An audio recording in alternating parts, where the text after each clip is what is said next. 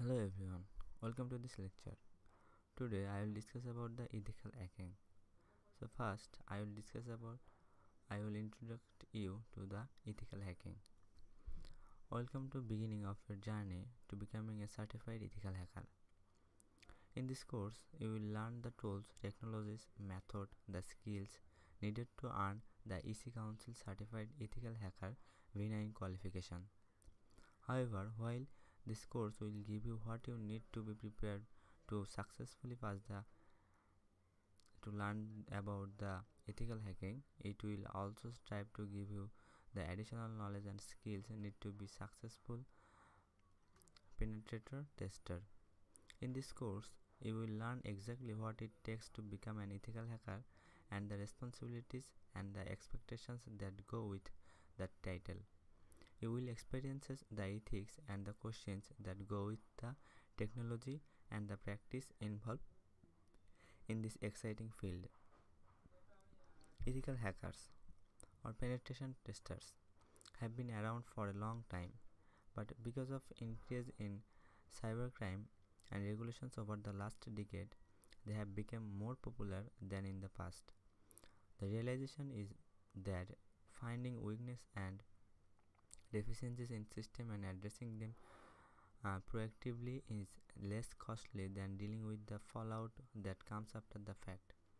In response, organizations have sought to create their own penetration testing items and teams internally as well as contract with the outside experts when and if they needed.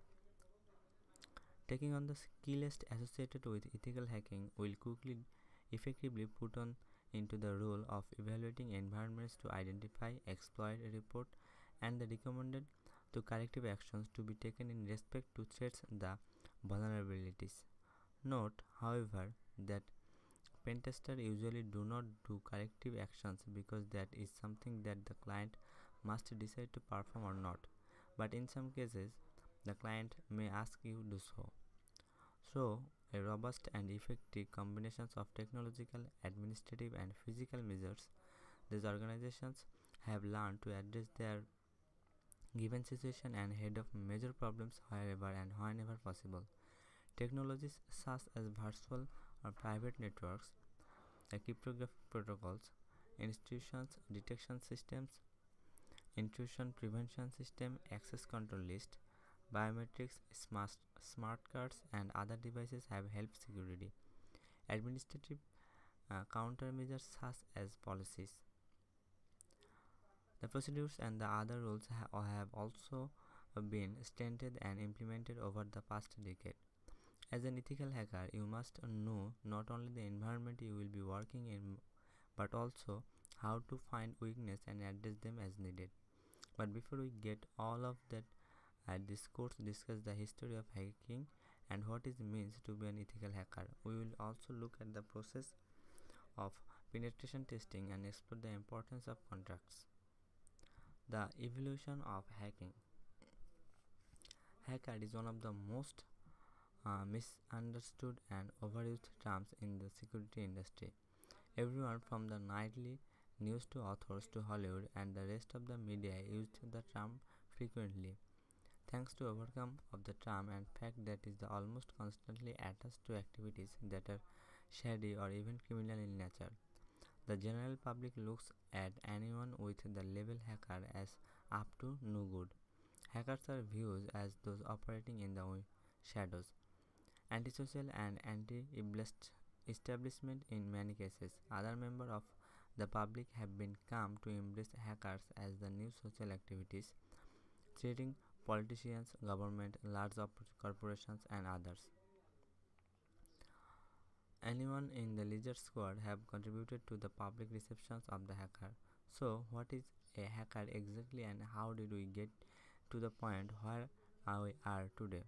We can best address these questions by looking into the past and seeing how things have been evolved. Now, we will discuss about the early days of hacking.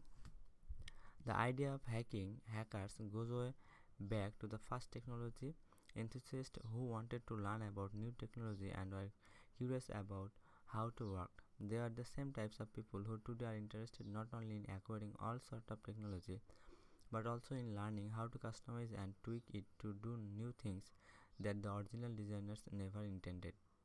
In the early days, previous 1970, these hackers may have been found taking apart and learning about the inner workings of radios and early computers. As technology progressed, these individuals moved to more complex and advanced systems available at that time.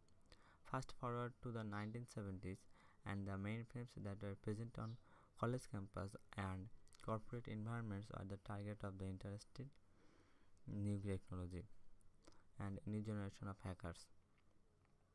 When the internet became available to the public at large, hacking and hackers are not too far behind. When the first generation of browser became available in the early 1990s, attacks grew in the form of website defacement and other types of mischief.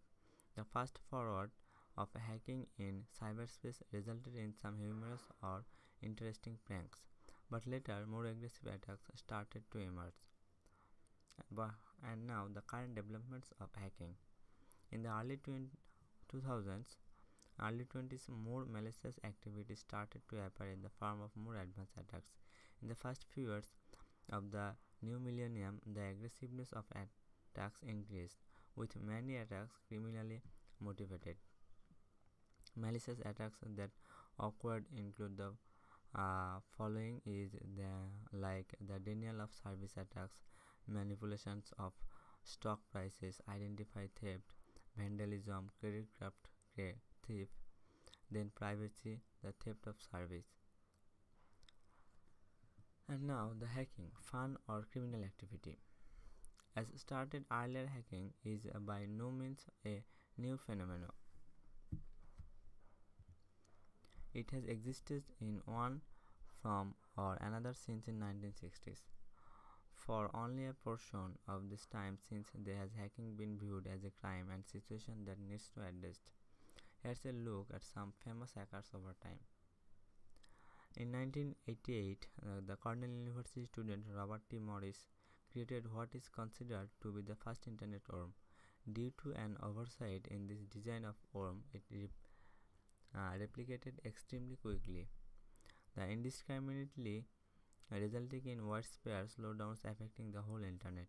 In 1994, Kevin Lee Paulson, going by the name Dark Dant, took over the telephone lines of the Intier's Los Angeles-based radio station KIIS-FM to ensure he would be the 102nd caller in order to win a Porsche 944 S2. The Paulson has the notable distinction of being the first to be banned from using the internet after his release from prison. In 2001, Zandy Witt authored the Anachronism virus, which was designed to read all the entries of users' Outlook address book and email itself to each. And then the previous example represented some of the higher profile incidents that have occurred, but for every news items or story that makes it into the public consciousness, many more never do. And the volume, frequency and the seriousness of attacks have only increased and will continue to do so as technology evolves. Here are some generic examples of cybercrime: stealing password and usernames, or using the vulnerabilities as a system to gain access.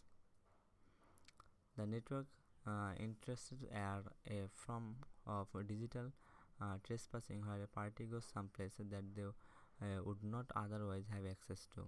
The social engineering is both the simplest and the most complex form, a hacking or then exploiting a system by going after its weakest point, the human element. On the one hand, this is the easy to attempt because the human beings in many times the most accessible component of a system and the simplest to interact with. The fraud is the deception of another party or parties to elicit the information or access, typically for financial gain, to cause damages. And that data dealing is the unauthorized modification of information to cover up activities. And the ransomware is a relatively newer class of malware that is designed to hunt down and encrypt files on a target system.